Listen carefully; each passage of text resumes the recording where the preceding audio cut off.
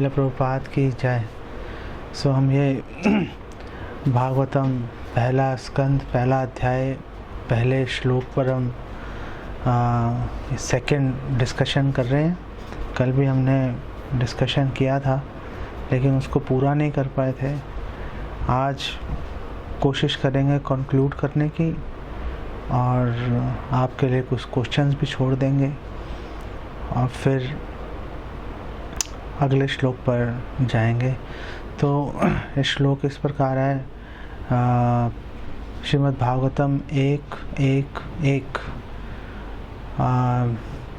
ओम नमो भगवते वासुदेवाय जन्मादि अस्य यतः अन्वयाद इतरश्च चार्थेषु अभिज्ञ स्वराट तेने ब्रह्म हृदय य आदि कवये मुह्यन्ति यत् सूर्यः तेजो वारे मृदाम यथा विनिमयो यत्र त्रिसर्गो अमृषा धाम्ना स्वेन सदा निरस्त कुहकम सत्यम परम धीमहि। और इसका अनुवाद इस प्रकार है कि हे प्रभु, हे वसुदेव पुत्र कृष्ण, हे सर्वव्यापी भगवान, मैं आपको सादर नमस्कार करता हूँ। मैं भगवान कृष्ण का ध्यान करता हूँ क्योंकि वे परम सत्य हैं और व्यक्त ब्रह्मांडों की उत्पत्ति, पालन तथा संहार के समस्त कारणों के आदि कारण हैं। वे प्रत्यक्ष तथा अप्रत्यक्ष रूप से सारे जगत से अवगत रहते हैं और वे परम स्वतंत्र हैं क्योंकि उनसे परे कोई अन्य कारण है ही नहीं। उन्होंने ही सर्वप्रथम आदि जीव ब्रह्मा जी के हृदय में वैदिक ज्ञान प्रदान किया। उन्हीं के कारण बड़े बड़े मुनि तथा देवता उसी तरह मोह में पड़ जाते हैं जिस प्रकार अग्नि में जल या जल में स्थल देखकर कोई माया द्वारा मोहग्रस्त हो जाता है। उन्हीं के कारण ये सारे भौतिक ब्रह्मांड जो प्रकृति के 3 गुणों की प्रतिक्रिया के कारण अस्थायी रूप से प्रकट होते हैं, वास्तविक लगते हैं जबकि ये अवास्तविक होते हैं। अतः मैं उन भगवान श्री कृष्ण का ध्यान करता हूँ जो भौतिक जगत के भ्रामक रूपों से सर्वथा मुक्त अपने दिव्य धाम में निरंतर वास करते हैं। मैं उनका ध्यान करता हूँ क्योंकि वे ही परम सत्य हैं। ओम अज्ञानतिमिरान्धस्य ज्ञानाञ्जनशलाकया चक्षुरुन्मीलितं येन तस्मै श्री गुरुवे नमः। श्री चैतन्य मनोभीष्टं स्थापितं येन भूतले स्वयं रूप कदामयं ददाति स्वपदान्तिकम्। वन्देऽहं श्रीगुरु शिवतापदकमलं श्रीगुरुन् वैष्णवांश्च श्रीरूपं साग्रजातं सहगण रघुनाथान्वितं तं सजीवं साद्वैतं सावधूतं परिजन सहितं श्रीकृष्ण चैतन्य देवं श्री राधा कृष्ण पादान सहगण ललिता श्री विशाखान्वितांश्च। हे कृष्ण करुणा सिंधु दीन बंधो जगतपते गोपेश गोपिका कांत राधा कांत नमस्तुते। तप्त कांचन गौरांगे राधे वृंदावनेश्वरी वृषभानुसुते देवी प्रणमामि हरे प्रिये। वाञ्छाकल्पतरुभ्यश्च कृपा सिन्धुभ्यैव च पतितानां पावनेभ्यो वैष्णवेभ्यो नमो नमः। श्री कृष्ण चैतन्य प्रभु नित्यानंद श्री अद्वैत गदाधर शिवासादि गौर भक्तवृंदा। हरे कृष्ण कृष्ण कृष्ण हरे हरे, हरे राम राम राम हरे हरे। वैराग्य विद्या निज भक्ति योगा शिक्षार्थम एकः पुरुषः पुराणः। श्री कृष्ण चैतन्य शरीरधारी कृपा मुदिर्यस्तम अहम प्रपत्ते। नमो विष्णु पादाय कृष्ण प्रेष्ठाय भूतले श्रीमते भक्ति वेदांत स्वामिनिति नामने नमस्ते सारस्वते देवे गौरवाणी प्रचारणे निर्विशेष शून्यवादी पाश्चात्य देश तारिणे। हरे कृष्णा। तो हम लोग भागवतम पे क्यों चर्चा कर रहे हैं? तो भागवतम पे हम इसलिए चर्चा कर रहे हैं क्योंकि चैतन्य महाप्रभु कह रहे हैं कि चर्चा करो, भागवतम पे चर्चा करना ही चाहिए।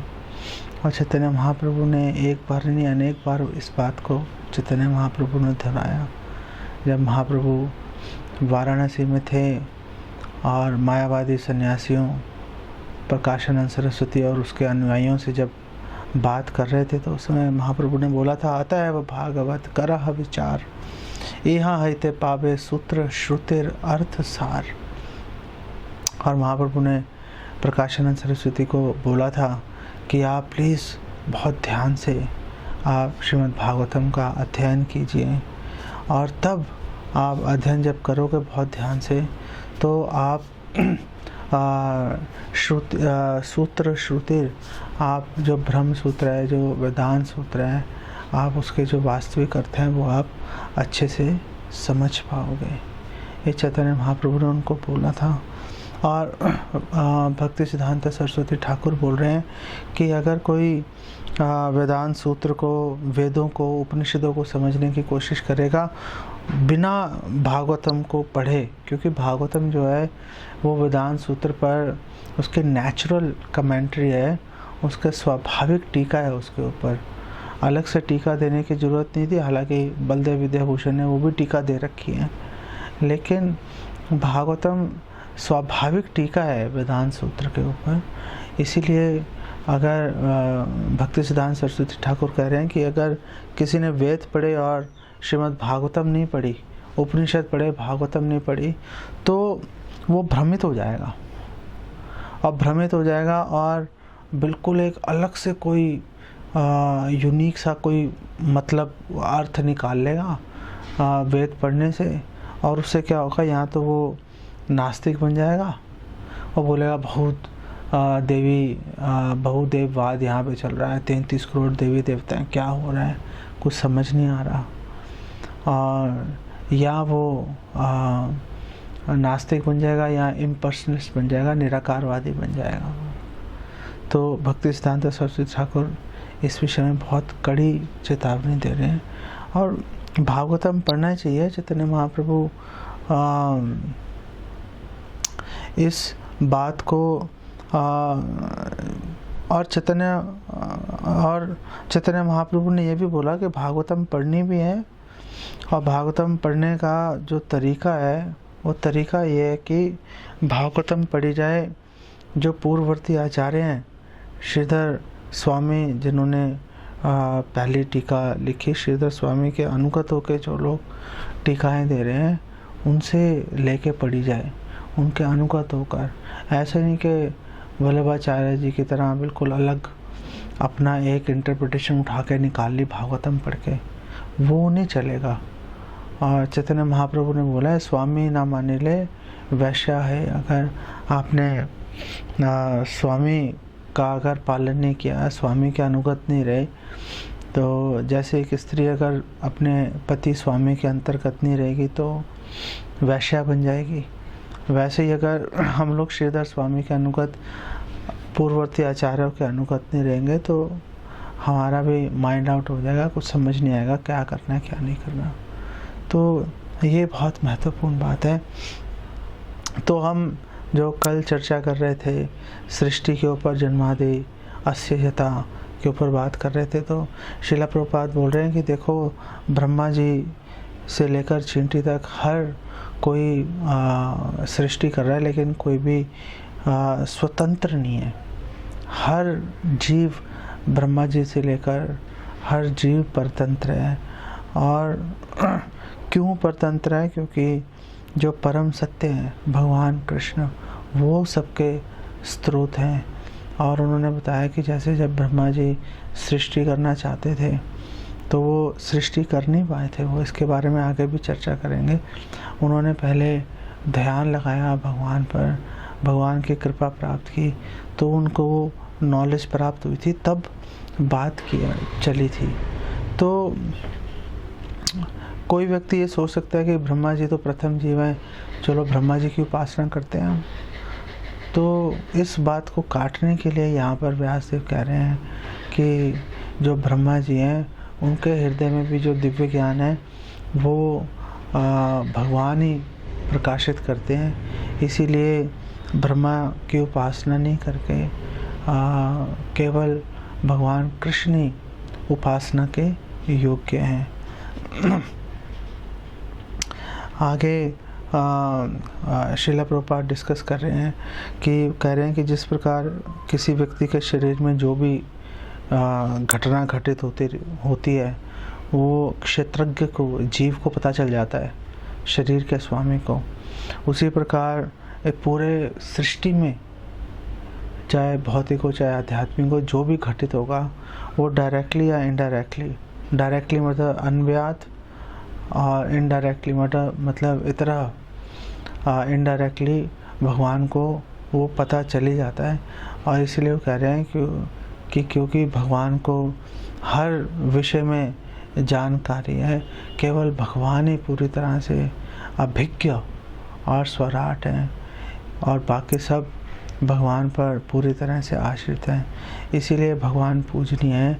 और अगर कोई व्यक्ति समझता है कि नहीं हम तो खुद ही कर लेंगे, तो प्रभुपाद बोल रहे हैं रावण और हिरण्यकशिपु ने भी खुद करने की कोशिश की थी कि चलो भाई खुद हम तपस्या के बल पर आरोह्य कृष्ण परम पदम, हम तपस्या के बल पर शक्तियाँ प्राप्त कर लेंगे और भगवान को हरा देंगे। वो बोल रहे हैं कि ऐसा संभव नहीं होता। अगर आप भगवान को चुनौती दोगे तो अंत में जैसे रावण और हिरण्यकशिपु तनुम भृंगा, वो एक मच्छर की तरह असहाय अवस्था में मर गए थे, वो वैसे ही जो भी व्यक्ति भगवान को चुनौती देगा उसका विनाश हो जाएगा। तो एक कोई व्यक्ति ऐसी ऑब्जेक्शन भी कर सकता है, प्रभुपाद उठा रहे हैं अलग अलग ऑब्जेक्शंस, प्रभुपाद उठा रहे हैं कि क्या क्या लोग ऑब्जेक्शंस कर सकते हैं। बोल रहे हैं कि सृष्टि की क्या बड़ी बात है, वो तो एक घड़ी बनाने वाला भी सृष्टि कर रहा है, घड़ी बना देता है, वो घड़ी चलती है फिर। तो क्या हम घड़ी वाले की हम पूजा करनी शुरू कर दें? तो प्रभुपाद बोल रहे नहीं, सृष्टि जो घड़ी बनाने वाला, चलो उसने घड़ी बना दी, लेकिन भगवान ऐसी मशीन बनाते हैं और डुप्लीकेट बना देते हैं स्त्री पुरुष के रूप में, आगे अपने आप ही भगवान के इंटरवेंशन के बिना, भगवान बीच में कोई हस्तक्षेप नहीं करते और वो लोग अपने आप ही आगे वैसी मशीनें और धड़ाधड़ बनाए जा रहे हैं वो लोग। सो ऐसी कला जो है, ऐसी कला किसके अंदर है? ऐसी कला किसी में नहीं है। इसीलिए श्रील प्रभुपाद कह रहे हैं कि केवल भगवान ही सर्वश्रेष्ठ है। इसीलिए भगवान का एक नाम है असमूर्ध्वा, कि ना तो कोई भगवान का समान है ना भगवान से श्रेष्ठ है, सब लोग भगवान से नीचे ही हैं। और श्रील प्रभुपाद का इसका जो कंक्लूड करते हैं इस प्रपोर्ट को, इस पहले श्लोक के प्रपोर्ट को, श्रील प्रभुपाद आदि रस की बात कर रहे हैं, सेक्स लाइफ की बात कर रहे हैं। वो बोल रहे हैं कि आनंदमयोभ्यासात्, भगवान भी आनंद के आगर हैं, भगवान भी आनंद की खोज में रहते हैं। इसी प्रकार जो जीव है वो भी आनंद की खोज में रहता है। और जो सबसे टॉप मोस्ट रस है, टॉप मोस्ट रस जो है वो तो आदि रस वो सेक्स लाइफ ही होती है। और श्रील प्रभुपाद बोल रहे हैं कि जो भौतिक जगत है उसमें तो विकृत सेक्स लाइफ है, लेकिन अगर ट्रांसेंडेंटल, अगर दिव्य शुद्ध, अगर आपको ये आदि रस का आस्वादन करना है तो वो केवल आध्यात्मिक जगत में ही प्राप्त होगा। और श्रील प्रभुपाद बोल रहे हैं कि आप इम्पर्सनल बन के, आप निराकारवादी बनकर, आप ये जो प्योर, जो शुद्ध आदि रस है, जो सेक्स लाइफ है, आप उसको रोक नहीं सकते, वो इम्पॉसिबल है। इसीलिए जो निराकारवादी हैं, जैसी उनके मन में फ्रस्ट्रेशन आती है, वो अब लगे हुए हैं वहाँ पे निष्क्रिय अवस्था में पड़े हुए हैं ब्रह्म ज्योति में, और जैसी उनके अंदर वापस भोग करने की इच्छा आती है, तुरंत उनका पतन हो जाता है ब्रह्म ज्योति से। वापस वो इस भौतिक संसार में उनकी रुचि जागृत हो जाती है। तो इसके ऊपर विश्वनाथ चक्रवर्ती ठाकुर, उन्होंने एक्चुअली कई टीकाएँ दी हैं इसके ऊपर, कई एक्सप्लेनेशन दिए हैं। हम एक एक्सप्लेनेशन पे डिस्कस कर पाएंगे। तो विश्वनाथ चक्रवर्ती ठाकुर बात कर रहे हैं कि वो कह रहे हैं कि ये जो एक्चुअली जो फर्स्ट वर्स है एक्चुअली में गायत्री मंत्र है। आप लोग जो लोग गायत्री मंत्र को जानते हो, जो ब्रह्म गायत्री बोलते हैं, वो धीमहि शब्द आता है, जिस मंत्र में धीमहि आता है मतलब वो गायत्री मंत्र माना जाता है। और क्योंकि यहाँ पर सत्यम परम धीमहि की बात हो रही है, तो इसलिए विश्वनाथ चक्रवर्ती ठाकुर कह रहे हैं कि ये एक्चुअली में गायत्री मंत्र है ये। और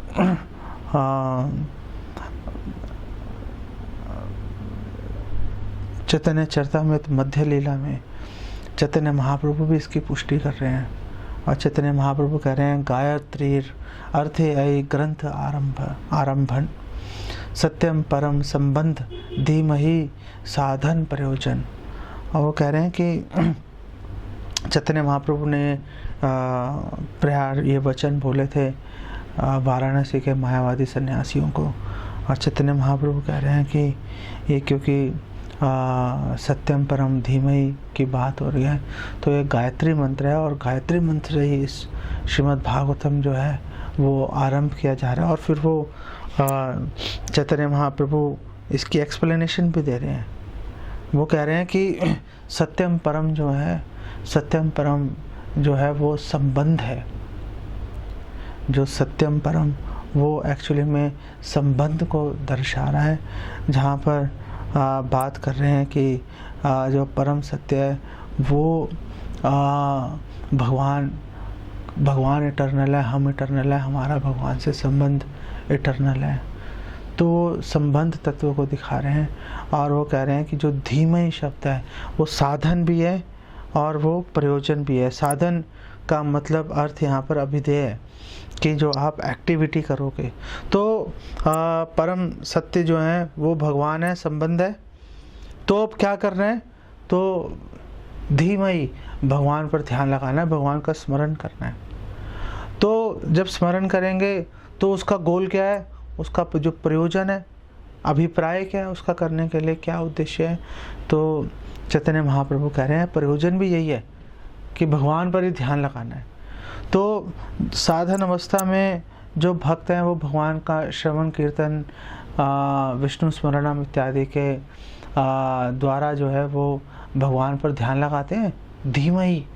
और फिर जब परफेक्शन प्राप्त हो जाती है, सिद्धि प्राप्त हो जाती है, जब सारे अनर्थ नष्ट हो जाते हैं, हरे कृष्ण मंत्र पूरे ग्लोरीज के साथ में हृदय में जब जागृत हो जाता है, तब क्या करोगे, धीमहि भगवान पर ध्यान लगाएंगे।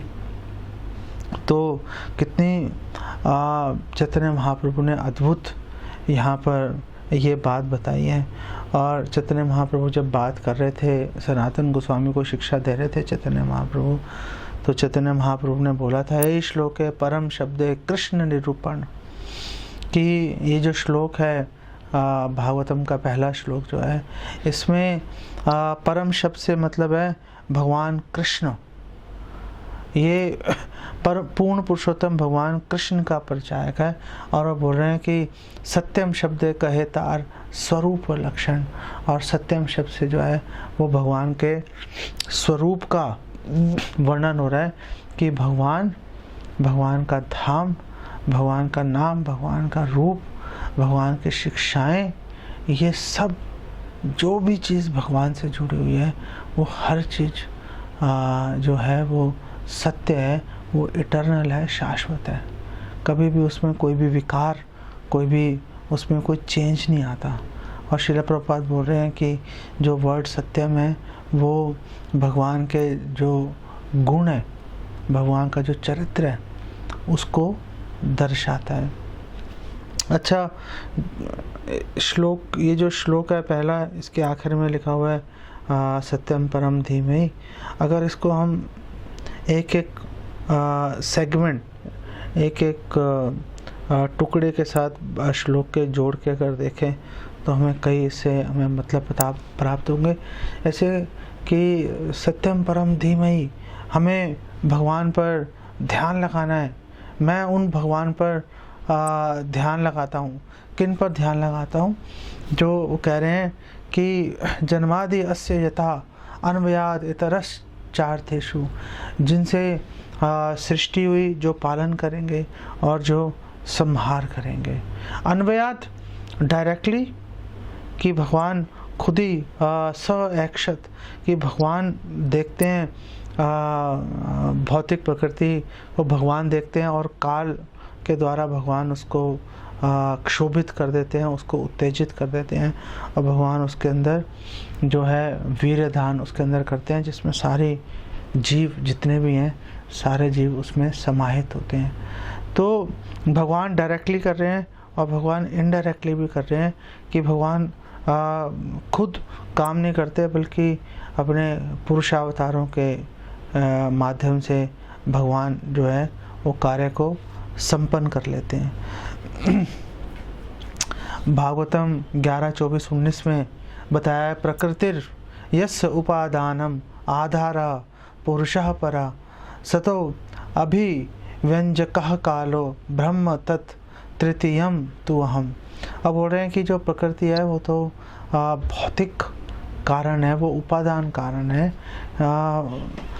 हमें दिख रहा है कि भौतिक प्रकृति से सृष्टि हो रही है, लेकिन ये केवल उपादान कारण है, हमें सिर्फ दिख रहा है वो।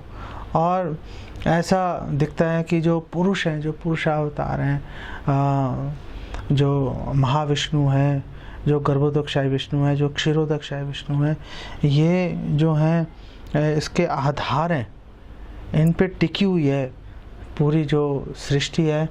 और वो बात कर रहे हैं कि जो काल है, काल जो प्रकृति को उत्तेजित कर रहा है, क्षोभित कर रहा है, और भगवान कह रहे हैं कि तृतीयम तु अहम, ये तीनों मैं ही हूँ। भौतिक प्रकृति भी भगवान ही है, जो पुरुष अवतार हैं वो भी भगवान ही है, और जो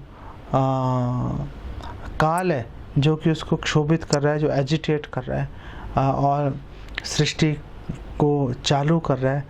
काल से ही हम पता लगाते हैं कि सृष्टि हो रही है, पालन हो रहा है, संहार हो रहा है। वो भगवान कह रहे हैं कि तीनों ये बेसिकली मैं ही हूँ। और जब अन्वयात की बात कर रहे हैं तो अन्वयात का एक मतलब ये भी है कि हर चीज़ भगवान के शरीर में समाहित है, हर वस्तु भगवान के शरीर में समाहित है। और जो इतना जो भार जो चल रहा है वो भगवान की शक्ति पर आधारित है। भगवान शक्ति से निवेशित करेंगे तो उसका काम होगा। ब्रह्म संहिता में ब्रह्मा जी भी कह रहे हैं, यह कारणान वजले भजती स्म योगा निद्रामनंत जगदंड सरोम कूपा आधार शक्ति अवलंब्य पराम समूर्तिम गोविंदमादि पुरुषम तमहम भजामि।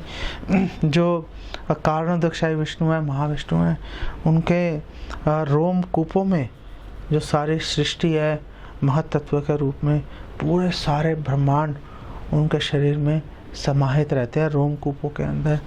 और ब्रह्मा जी आगे बताते हैं, यस्य एक निश्वसित कालमथवलंब्य जीवंति लोम विलिजा जगदंडनाथा विष्णुर महान स यह यस्य कला विशेषो गोविंदमादि पुरुषम तमहम भजामि। जब भगवान श्वास छोड़ते हैं तो सारे ब्रह्मांड बाहर आ जाते हैं, और जितने भी महान देवी देवता हैं, ब्रह्मा शिव इत्यादि, वो सब अपने अपने कार्यों में लग जाते हैं, बस उतनी देर तक जब भगवान श्वास को वापस अंदर नहीं खींचते। जैसे भगवान श्वास वापस अंदर खींचते हैं, वैसे सब लोग वापस भगवान के उदर में, भगवान के शरीर में वो लोग स्थित हो जाते हैं। तो डायरेक्टली इनडायरेक्टली अन्वयाद और इतरा, डायरेक्टली इनडायरेक्टली भगवान ही रिस्पॉन्सिबल हैं सृष्टि, पालन और संहार के लिए। तो जो पूरी सृष्टि है, जो ब्रह्मांड है, ये भगवान से अभिन्न है। तो इसका क्या अर्थ है, वो बोल रहे हैं कि जो पूरी जो भौतिक सृष्टि है ये भगवान के स्वरूप से भिन्न है। भगवान का स्वरूप तो सच्चिदानंद है, भगवान के स्वरूप से भिन्न है, लेकिन जो भगवान की माया शक्ति है, जो भगवान की बहिरंगा शक्ति है, उससे वो अभिन्न है। ये क्लैरिफिकेशन विश्वनाथ चक्रवर्ती ठाकुर बोल रहे हैं। और वो बोल रहे हैं कि ये जो सृष्टि है, ये सारी सृष्टि जो रचने की ताकत, वो भगवान जो द्रव्य हैं सृष्टि बनाने के, भागवत में बोला ही गया है कि द्रव्यम काल च कर्म च स्वभाव जीव एव च संति यद अनुग्रहता संति ना संति यद उपेक्षा। कि जो भी द्रव्य हैं, जो भी इंग्रेडिएंट्स हैं, जो भी पूरी सृष्टि करने का सामान है, और जो जीव है, काल है, कर्म है, स्वभाव है, वो हर चीज़ भगवान की दया से ही संभव हो पाता है। भगवान उपेक्षा कर देते हैं, संहार हो जाता है। ब्रह्मा जी भी कह रहे हैं अग्निर्मही गगनम अम्बु मरुद्दिशश्च कालस्तथा आत्मनसि इति जगत्त्रयानि तस्मात् भवन्ति विभवन्ति विशन्ति यं च गोविंदमादि पुरुषम तमहं भजामि। ये जितने भी द्रव्य हैं भौतिक सृष्टि बनाने के लिए, अग्नि है, जल है, पृथ्वी है, आकाश है, वायु है, मन है, और ये सब जो वस्तुएं हैं, ये सब वस्तुएं दिशाएं हैं, आत्मा है, सोल, जीव है, ये सारी वस्तुएं हैं, ये सब भगवान से ही प्रकट होती हैं। भगवान ही इन सबको प्रकट करते हैं। और भवंती, सृष्टि भी भगवान की दया से होती है, विभवंती, पालन भी भगवान की दया से होता है, और विशंति, जो उसका जो संहार है, वो भी भगवान की शक्ति से ही संपन्न होता है। तो इसीलिए इसके बारे में हमें कोई मन में शंका नहीं करनी चाहिए कि जन्मादि असीयता, जब जन्मादि असीयता की बात कर रहे हैं वेदांत सूत्र में भी, दूसरा वेदांत सूत्र है, तो इसका मतलब जन्मादि असीयता मतलब जिनसे सृष्टि आदि हुई कौन है? वो भगवान कृष्ण है। गोविंदमादि पुरुषम तमहं भजामि। चैतन्य महाप्रभु सनातन गोस्वामी को बोल रहे हैं, सही पुरुष माया पाने करे अवधान, प्रकृति क्षोभित करी करे वीर्य राधान। कि जब परम पुरुषोत्तम भगवान जब भौतिक प्रकृति पर दृष्टिपात करते हैं तो वो एजिटेट हो जाती है, उत्तेजित हो जाती है, और उस समय भगवान जो है वो सभी जीवों रूपी जो वीर्य है वो उसमें निवेशित कर देते हैं और सृष्टि शुरू हो जाती है। स्मृति में बोला गया है, यतः सर्वाणि भूतानि भवन्ति आदि युग आगमे यस्मिंश्च प्रलयं यान्ति पुनरेव युग क्षय। कि जब पहला युग शुरू होता है, जब युग आगमे, पहला युग शुरू हुआ, सत्य युग शुरू हुआ, तो भगवान से सारे जितने भी जीव हैं, जितनी भी योनियाँ हैं, वो सब भगवान द्वारा संभव हो जाती हैं। और जब युग क्षय, जब प्रलय का समय आता है, जब संसार नष्ट हो जाता है, उस समय यस्मिंश्च प्रलयम यान्ति, और सारे जो जीव हैं और जो द्रव्य हैं वो सब वापस भगवान में प्रवेश कर जाते हैं। बात ख़त्म हो जाती है जब पूरे ब्रह्मांड यूनिवर्सल जब प्रलय का समय आता है। तो ये जब हमने बात किया तो ऐसे जो भगवान है, जो ऐसे महान भगवान है कि अपने शरीर में ही उन्होंने पूरी सृष्टि को, अनेक सृष्टियों को उन्होंने अपने शरीर में, अनेक भौतिक ब्रह्मांडों को रखा हुआ है। ऐसे भगवान पर, सत्यम परम धीमहि, ऐसे परम भगवान पर मैं ध्यान लगाता हूँ।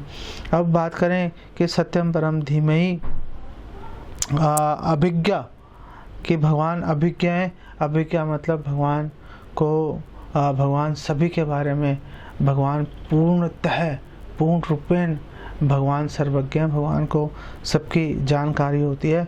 अन्वयात डायरेक्टली या इतरा इनडायरेक्टली भगवान को हर चीज़ की जानकारी होती है। भगवद गीता में भी भगवान 7:26 में इसकी बात कर रहे हैं, वेदाहम समतीतानि वर्तमानानि च अर्जुना भविष्यानि च भूतानि माम तु वेद न कश्चन। भगवान कह रहे हैं कि वेदाहम, मैं जानता हूँ, सम अतीतानि, जो अतीत में, जो भूतकाल में सब घटित हो चुका, मैं जानता हूँ जो वर्तमान में जो चल रहा है, मैं जानता हूँ जो भविष्य में चलेगा, और सभी जीवों को भी मैं जानता हूँ। लेकिन माम तु वेद न कश्चन, मेरे बारे में कोई नहीं जानता। कोई भी, इवन जो भगवान के क्लोजेस्ट एसोसिएट्स हैं, जो पार्षद हैं, कोई भी ये क्लेम नहीं कर सकता, इंक्लूडिंग लक्ष्मी। मध्वाचार्य महाभारत तात्पर्य निर्णय में इसके ऊपर, इस विषय पर बात कर रहे हैं। अब मध्वाचार्य कह रहे हैं कि इवन जो महालक्ष्मी है वो भी ये क्लेम नहीं कर सकती वो भगवान को पूरी तरह से जानती हैं। कोई भी ये दावा नहीं कर सकता। इसीलिए सब लोग भगवान के हमेशा अनुगत होकर भगवान के सेवारत रहते हैं वो लोग। कोई भगवान को नहीं जान सकता, लेकिन भगवान सबको जानते हैं। और जब भगवान कृष्ण ने अर्जुन को बोला था, मैंने करोड़ों वर्ष पहले ये ज्ञान दिया था सूर्य के देवता विवस्वान को, आपने कैसे दे दिया, आपकी मेरी आयु तो बराबर है। तो भगवान कृष्ण ने बोला था, अरे भाई तुम्हारे भी कई जन्म हो चुके हैं, मैं भी कई बार प्रकट हो चुका हूँ, तुम्हें याद नहीं है, मुझे सब याद है, अपने बारे में भी तुम्हारे बारे में भी। तो भगवान अतीत, वर्तमान और भविष्य में जो भी घटित हो रहा है, जो भी हो चुका, जो होगा, भगवान सबके बारे में भगवान को पूर्ण ज्ञान रहता है। ऐसा नहीं कि भगवान को किसी बारे में कोई शंका रहती है, वो ये कैसे होगा, वो कैसे होगा। इसलिए भगवान हमेशा पूर्णतः निश्चिंत रहते हैं, क्योंकि भगवान को सब चीज़ पता है।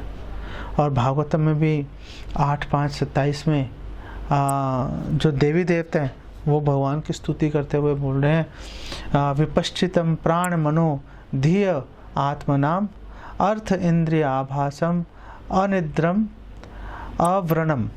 और वो जो देवी देवता भगवान को कह रहे हैं कि हे भगवान, आप डायरेक्टली इनडायरेक्टली, प्रत्यक्ष भाव से अप्रत्यक्ष भाव से आप हर चीज़ को जानते हो।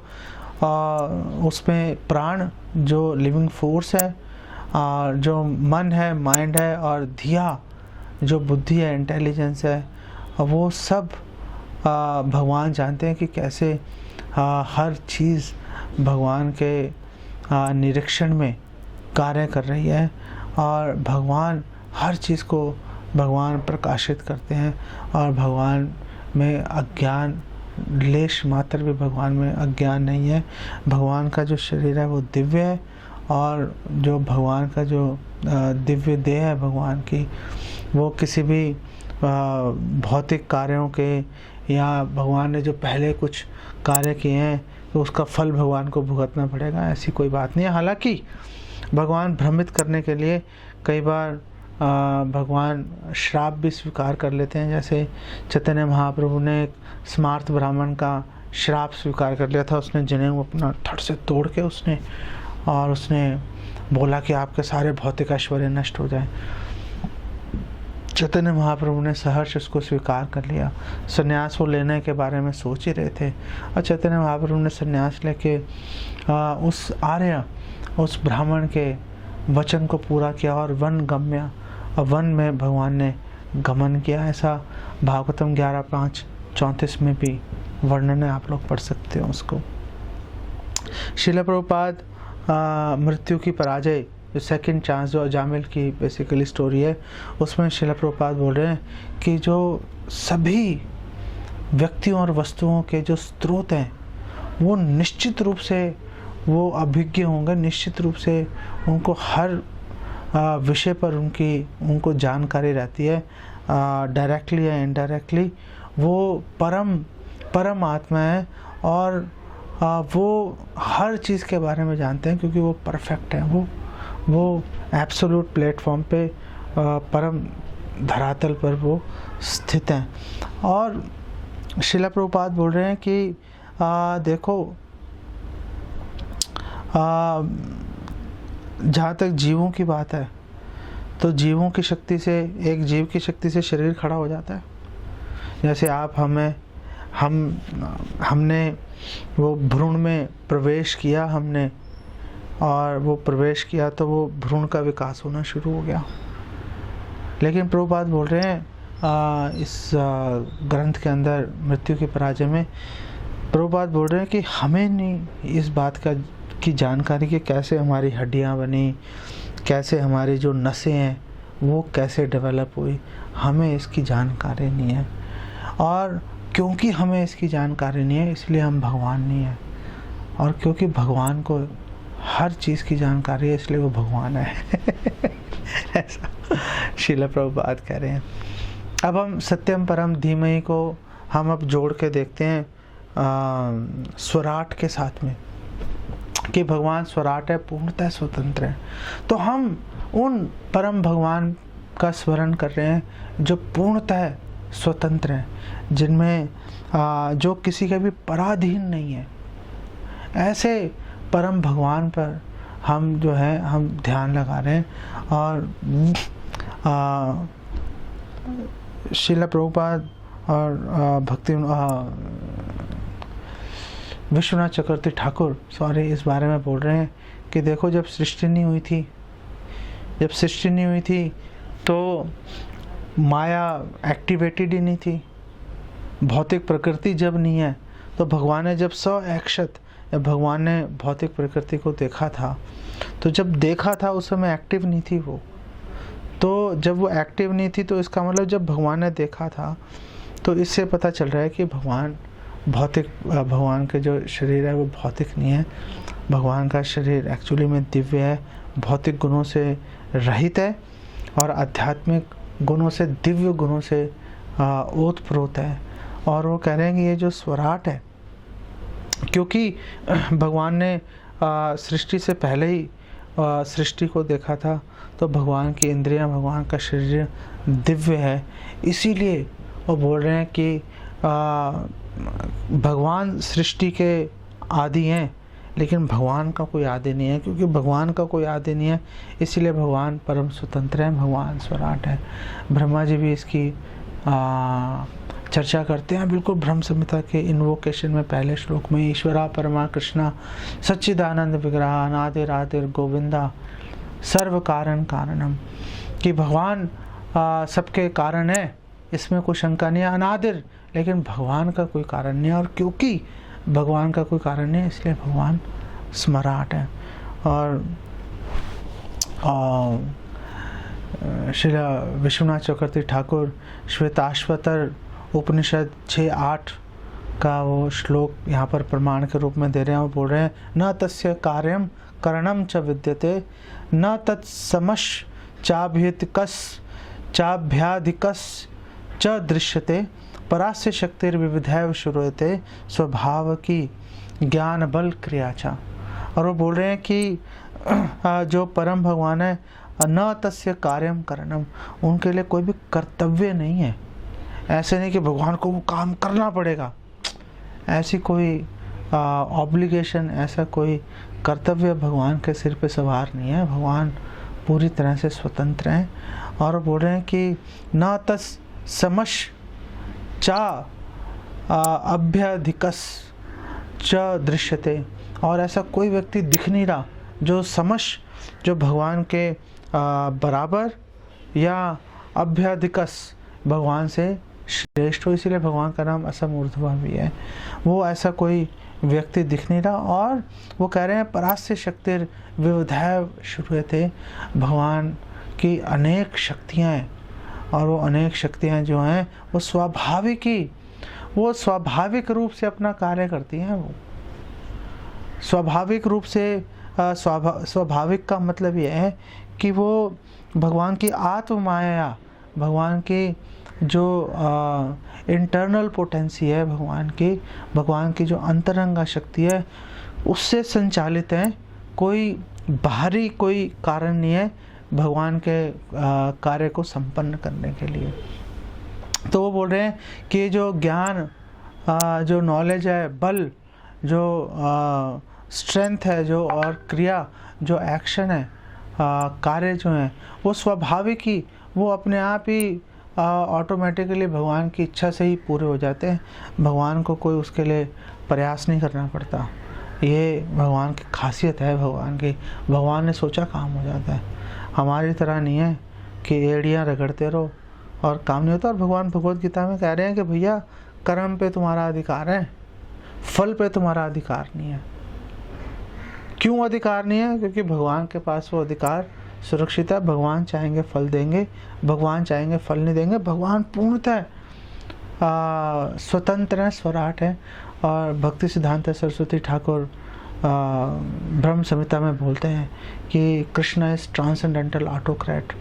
जो भगवान है वो एक दिव्य तानाशाह है, किसी की नहीं सुनते। वो जो उनके मन में आएगा वही करेंगे वो ऐसे ही वो बात कर रहे हैं। और श्रील प्रभुपाद इस विषय में मृत्यु की पराजय में श्रील प्रभुपाद बोल रहे हैं कि हम लोग परम भगवान के बारे में ज्ञान प्राप्त कर सकते हैं एक गुरु की शरण लेकर।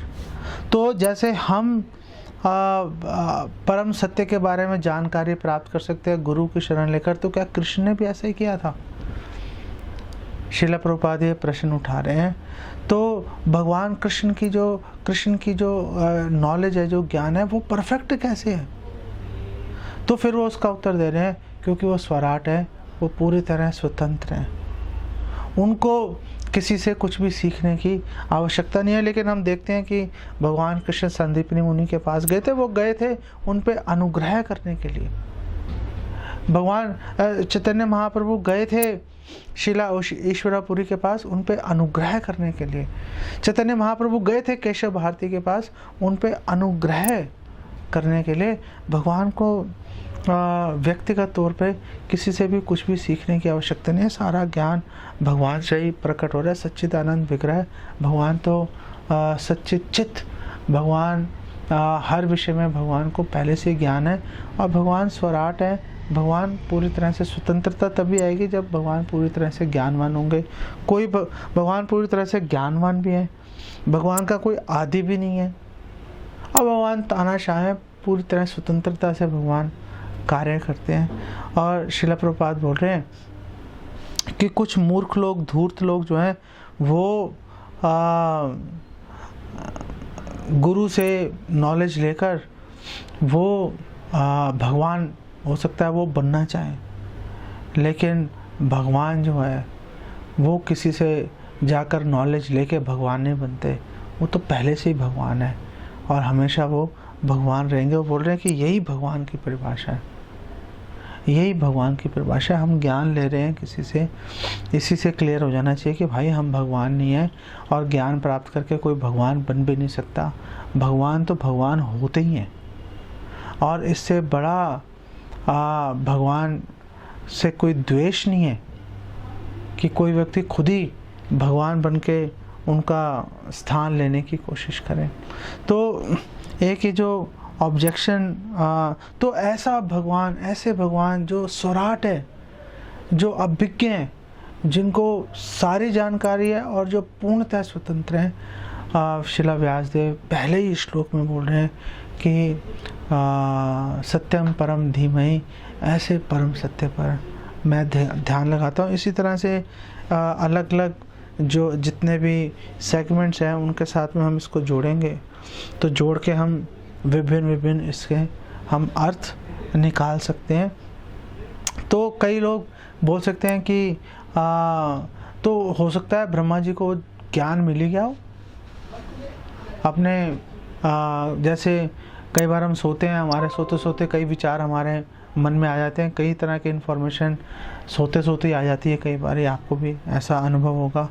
तो ये इस श्लोक के अंदर बोला गया कि ऐसा संभव नहीं है। पहले ये बोला कि ब्रह्मा जी के हृदय में उन्होंने ज्ञान प्रकाशित किया, तो ये पॉसिबिलिटी कि क्या वो खुद भी ले सकते थे इस ज्ञान को, तो उस संभावना को भी काट दिया इसी श्लोक में और बोले मुह्यन्ति यत् सूर्या, कि बड़े से बड़े देवी देवता ब्रह्मा शिव इत्यादि जो देवी देवता हैं वो भी मोहित हो जाते हैं, वो भी जान नहीं पाते। शिव जी मोहित हो गए, इंद्र मोहित हो गए, ब्रह्मा जी मोहित हो गए और इंद्र ने तो लाइन लगा रखी है मोहित होने की, ब्रह्मा जी ने लाइन लगा रखी है मोहित होने की। शिव जी कितनी बार मोहित हो गए, भगवान से लड़ने आ गए, मोहिनी रूप देकर भगवान के पीछे भागे भोग करने के लिए और उनका वीर्य स्खलित हो गया, उनका भ्रमित हो गए। वो मुह्यन्ति यत् सूर्या, कि उनको समझने की ताकत किसी में नहीं है।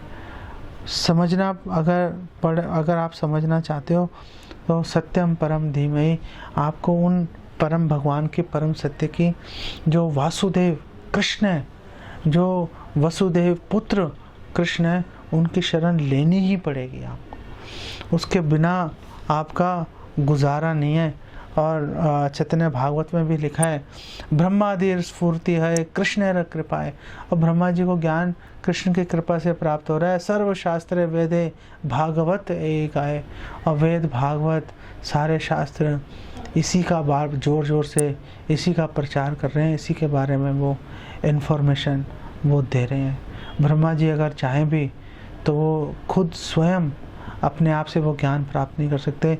भक्ति सिद्धांत सरस्वती बोल रहे हैं कि जो ब्रह्मा जी हैं वो कई तरह से उनकी उत्पत्ति होती है, कमल से भी होती है, आँख से भी होती है, कान से भी होती है, उनकी भ्रमों से भी होती है, अंडे से भी उनकी उत्पत्ति होती है। कैसी भी उनकी उत्पत्ति हो ब्रह्मा जी की, कभी भी जो ब्रह्मा जी हैं वो अपने आप से एफर्ट करके कि खुद ही मैं ज्ञान प्राप्त कर लेता हूँ, वो कभी प्राप्त नहीं कर सकते। कृष्ण कृपाएं, जब तक कि कृष्ण की कृपा नहीं होगी तब तक ज्ञान प्राप्त करना असंभव है। चैतन्य भागवत आदि 2.8 में बताया गया है कि प्रचोदिता येन पुरा सरस्वती वितन वताजस्य सतीम स्मृतिम हृदि स्वलक्षणा प्रादुर अभूत किलास्यथा स में ऋषि नाम ऋषभ प्रसिद्धता। बोल रहे हैं कि भगवान जिन्होंने सृष्टि के पूर्व में, जिन्होंने सृष्टि के समय जब सृष्टि हो रही थी, उन्होंने ब्रह्मा जी के हृदय में दिव्य ज्ञान प्रकाशित कर दिया और उनको प्रेरणा दी कि वो सृष्टि का निर्माण के बारे में भी जानकारी प्राप्त करें और अपने विषय में और भगवान के विषय में भी जानकारी प्राप्त करें। और वो भगवान जो दिख रहा है, ऐसा प्रतीत हो रहा है कि वो ब्रह्मा जी के मुख से ही उनकी उत्पत्ति हो रही है। जैसे कि ब्रह्मा जी के मुख से ही उनकी उत्पत्ति हो गई। जैसे ब्रह्मा जी की जो नासिका है और वरादेव वहाँ से प्रकट हुए। लेकिन हमारे आचार्य टीका देते हैं कि जिस प्रकार सूर्य पूर्व दिशा से उगता है, उदित होता है, तो इसका मतलब ये नहीं है कि पूर्व दिशा सूर्य की माता है। उसी प्रकार से भगवान अगर ब्रह्मा जी की नासिका से भगवान प्रकट हो गए तो इसका मतलब ये नहीं है कि ब्रह्मा जी जो है वो भगवान के पिता हैं। भगवान हमेशा ट्रांसेंडेंटल दिव्य रहते हैं। भगवान किसी को भी यूज़ कर सकते हैं, किसी का भी प्रयोग कर सकते हैं अपने कार्य की सिद्धि के लिए। तो वो कह रहे हैं कि जिन भगवान ने ब्रह्मा जी के हृदय में सृष्टि के पूर्व में जिन्होंने दिव्य ज्ञान जागृत किया और उनको जानकारी प्राप्त करने के लिए प्रेरित किया और उन्हीं के मुख से भगवान खुद भी प्रकट हो गए, ऐसे भगवान प्रसिद्धता वो हमसे हम पर प्रसन्न हो, ऐसे वो बात कर रहे हैं। और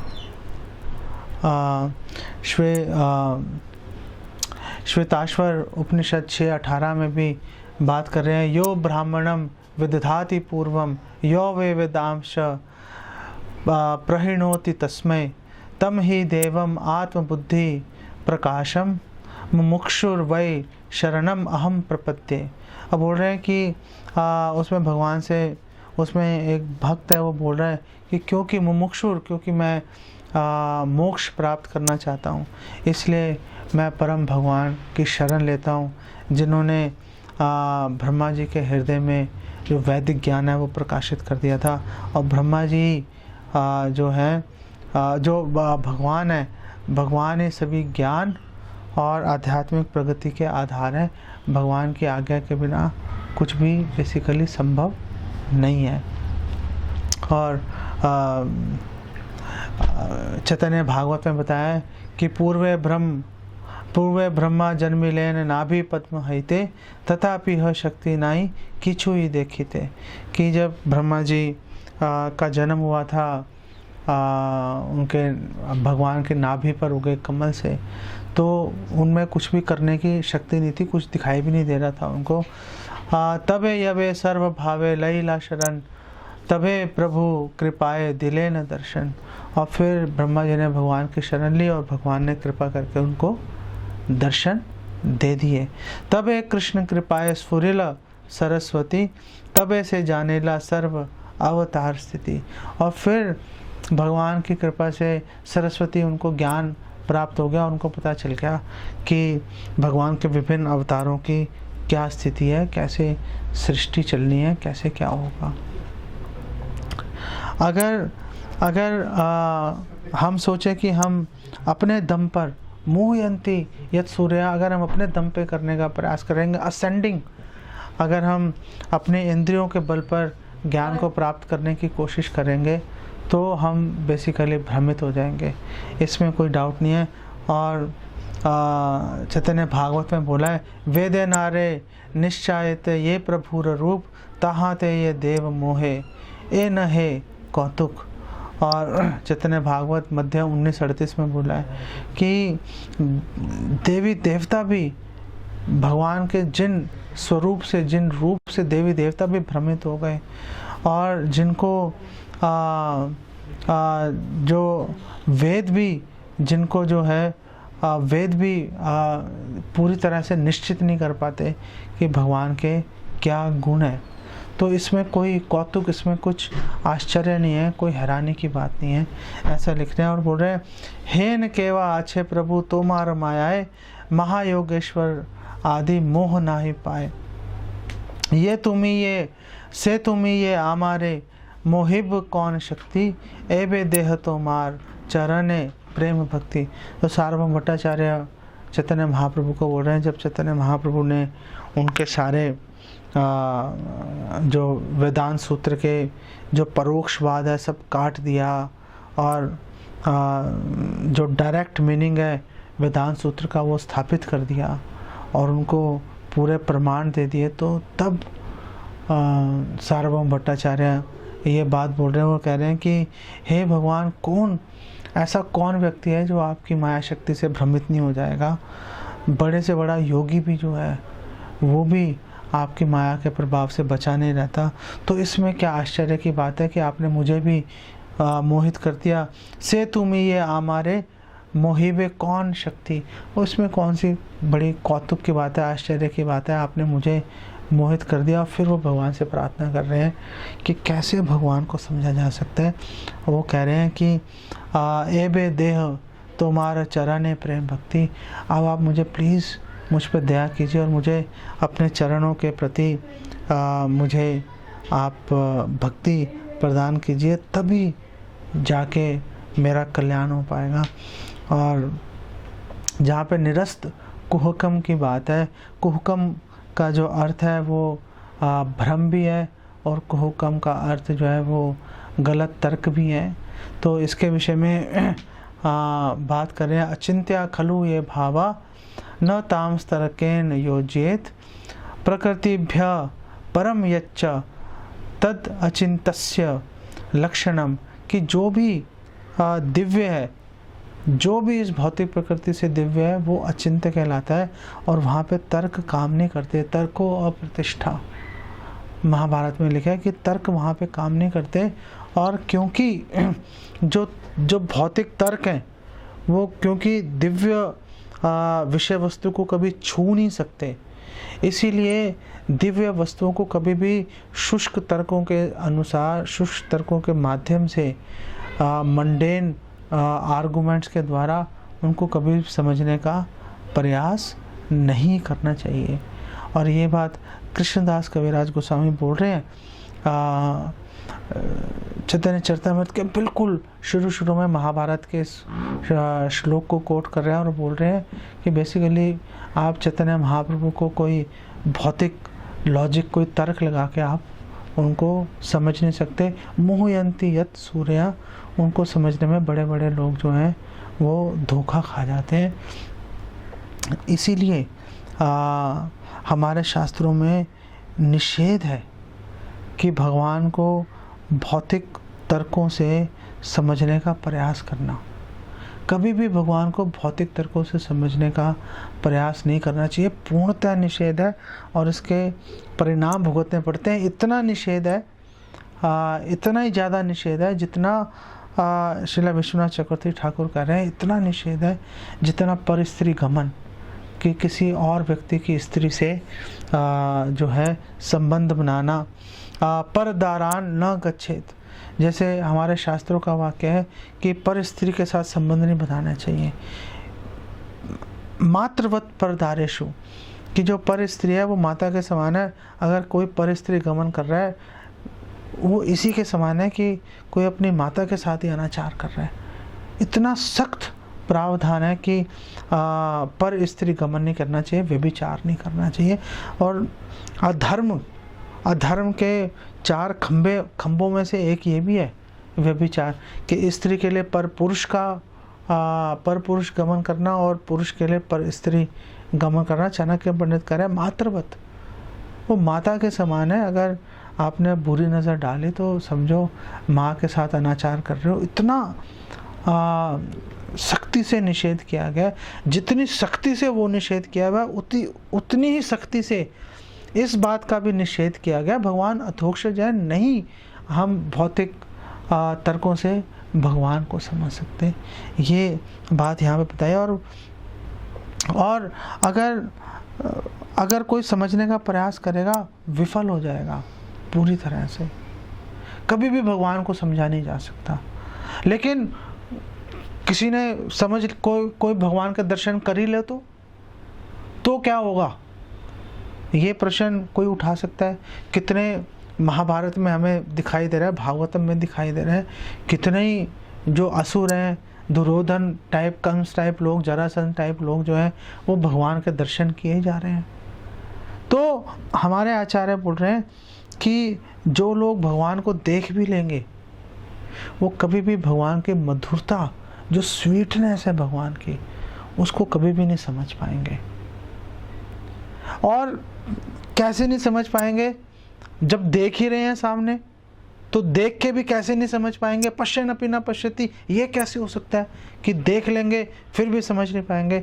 तो हमारे आचार्य कह रहे हैं जैसे अगर किसी को पीलिया का रोग हो गया, वो टॉफ़ी खाएगा, उसको उसके अंदर जो मिठास है वो कभी भी अनुभव नहीं कर पाएगा उसका। तो जिस प्रकार पीलिया का रोगी मीठा खा रहा है, उसको मिठास नहीं आ रही, उसी प्रकार से जो भगवान के द्वेषी हैं, जो असुर प्रवृत्ति के लोग हैं, वो भगवान को देख भी लेंगे अपने इंद्रियों के बल पर कि हम कर लेंगे। वो लोग कभी भी भगवान के मधुरता का आस्वादन नहीं कर पाएंगे। और आखिर में हम बात कर रहे हैं सत्यम परम धीमहि, कि हम उन परम सत्य भगवान वासुदेव कृष्ण पर हम उन पर ध्यान लगा रहे हैं। तो भागवतम 10.2.26 में इसी के ऊपर पूरा श्लोक आधारित है।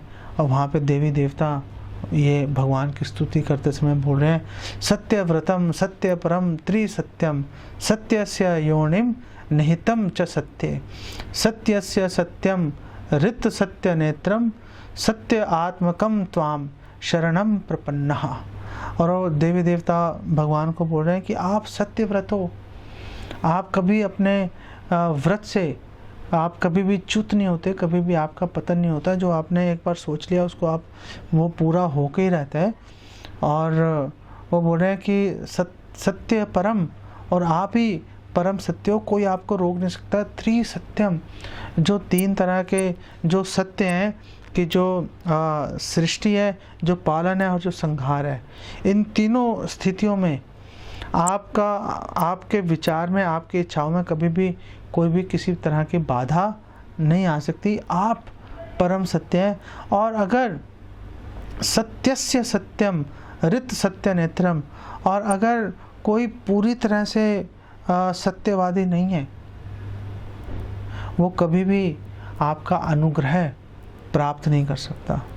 इसका मतलब यह है कि जो हिपोक्रेट्स हैं, जो ढोंगी हैं, धोखेबाज हैं, वो कभी भी भगवान की कृपा को, मर्सी को प्राप्त नहीं कर पाएंगे। भगवान की कृपा को प्राप्त करना है तो हृदय निश्चल होना ही पड़ेगा। अगर हृदय निश्चल नहीं है, कभी भी भगवान की कृपा को प्राप्त नहीं कर पाएंगे, चाहे भक्तों के संग में ही क्यों ना हो। अगर हम भक्तों का संग कर रहे हैं और निश्चलता नहीं है, हमारे मन में कपट है, कृष्ण इतर इच्छाएं हैं, हम अपनी मर्जी से चलना चाहते हैं, तो बस बंटा धार है बेसिकली। ये समझ लो कि कभी भी हमें सिद्धि कभी भी सफलता प्राप्त नहीं होगी। बहु जोनि जोधि करे श्रवण कीर्तन, तभी तो ना पाए कृष्ण पदे प्रेम धन। तो कभी भी भगवान कृष्ण के चरण कमलों में कभी भी अनुराग उत्पन्न नहीं होगा। चाहे करोड़ों जन्म तक हम चाहे हरे कृष्ण मंत्र का क्यों ना जप करते रहे, सत्य अपने हृदय में कोई भी कपट हम रखकर भगवान की भक्ति में नहीं लग सकते हैं। उसको हमें हटाना ही पड़ेगा सामने से प्रयास करके। और वो बोल रहे हैं कि सत्यस्य योनिम निहितम च सत्य, और भगवान हर सत्य के गर्भ में भगवान ही स्थित है, इसीलिए भगवान का एक नाम अंतर्यामी है। ऐसा श्रील प्रभुपाद उसकी ट्रांसलेशन दे रहे हैं। और वो बोल रहे हैं कि सत्य आत्मकम त्वाम, कि आप सभी के प्रति संभाव रखते हो, मतलब आपकी जो शिक्षाएं हैं वो सभी पर पूर्ण रूपेण सम रूप से सभी पर प्रभावी हैं। ऐसा नहीं है कि आपकी शिक्षाएं 10 लोगों पर लगेंगी और 5 पे नहीं लगेंगी, सभी पर भगवान की शिक्षाएं पूरी तरह से लागू होती हैं और हर समय में भगवान की शिक्षाएं प्रभावी होती हैं। और बोल रहे हैं कि भगवान ही सभी सत्यों के स्रोत हैं, भगवान से ही सत्य की शुरुआत हो रही है। और बोल रहे हैं इसीलिए हे परम सत्य, हम आपको प्रणाम करते हैं, नतोस्मि, हम आपको प्रणाम करते हैं और आपकी शरण लेते हैं, कृपा आप हमें सुरक्षा प्रदान कीजिए। ऐसा देवी देवता बोल रहे हैं। सत्य प्रतिष्ठिता कृष्ण सत्यम अत्र प्रतिष्ठितम, सत्यात् सत्यम च गोविंदस तस्मात् सत्योपि नामतः। भगवान कृष्ण सर्वोच्च सत्य में स्थित है और जो सर्वोच्च सत्य है वो भगवान कृष्ण में स्थित है। सभी सत्य भगवान से ही प्रकट हो रहे हैं, इसलिए गोविंद को सत्य नाम से जाना जाता है। ये महाभारत 5:68-12 में कहा गया है। और आखिर में जो हम बात कर रहे हैं, बात करते हैं धामना स्वेन सदा।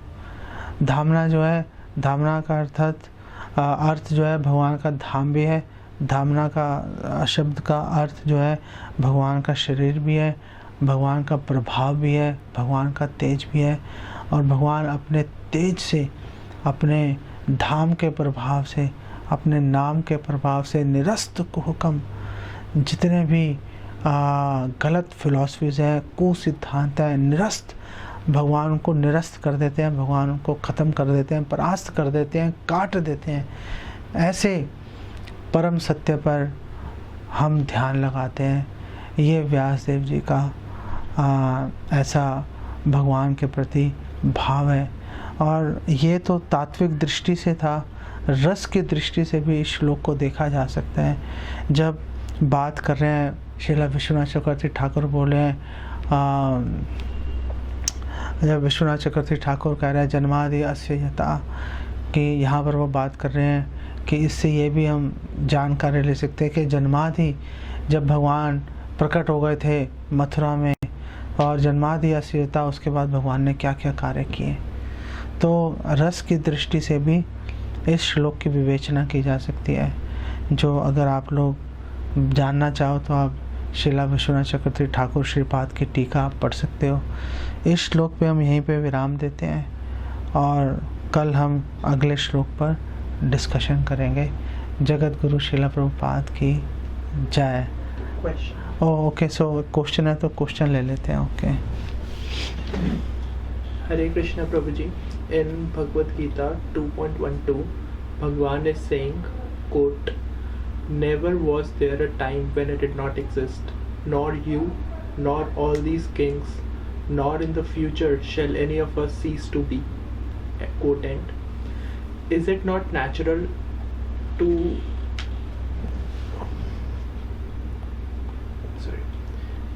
Is it not natural to expect the source to have an existence prior to cause?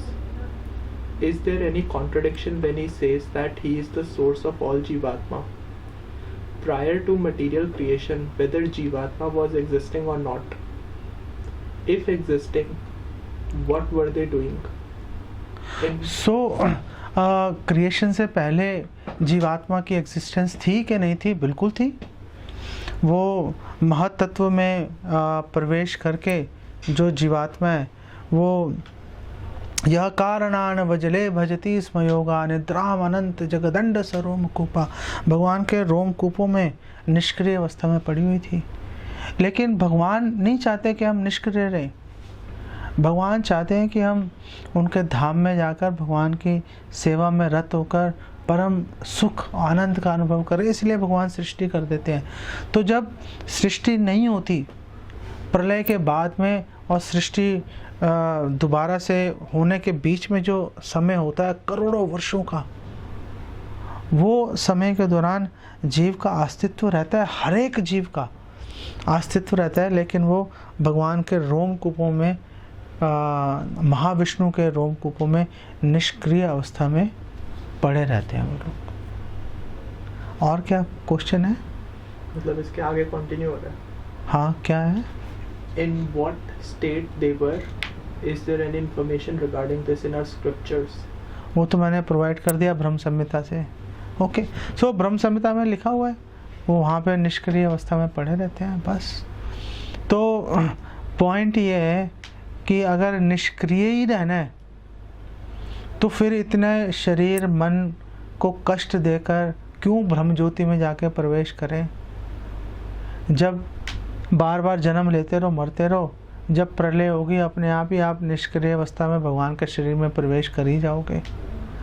तो एक्चुअली में ब्रह्म ज्योति में प्रवेश होकर निष्क्रिय रहने का जो भाव है मूर्खता से भरा हुआ है। वो तो हम वैसे ही उस स्वाद चखे जा रहे हैं बिना किसी प्रयास के। तो उससे अच्छा है कि भोग करो, नरक स्वर्ग में आते जाते रहो। जब प्रलय होगी तो भगवान के शरीर में हम निष्क्रिय अवस्था में चले जाएंगे। मज़ा तो तब है जब हम मनुष्य शरीर प्राप्त करके हम ऐसे दिव्य धाम को हम प्राप्त कर लें जहाँ पर कि समय का प्रभाव ही नहीं है, जहाँ पे एक बार पहुँच गए बस बात ख़त्म हो गई। वहाँ पे समय भी नहीं है, पास्ट प्रेजेंट फ्यूचर नहीं है, और निरंतर भगवान की सेवा में रहने का हम सुख प्राप्त कर सकते हैं। तो उसी के लिए प्रयास करना चाहिए। और वो प्रयास क्या है? वो प्रयास श्रील व्यासदेव यहाँ पे बता रहे हैं, सत्यम परम धीमहि, कि हम भगवान कृष्ण पर ध्यान लगा रहे हैं। बस ये प्रयास है, इसी से सारी सिद्धि प्राप्त हो जाएगी। आपका बहुत धन्यवाद। जगत गुरु श्रील प्रभुपाद की जय। हरे कृष्णा हरे कृष्णा।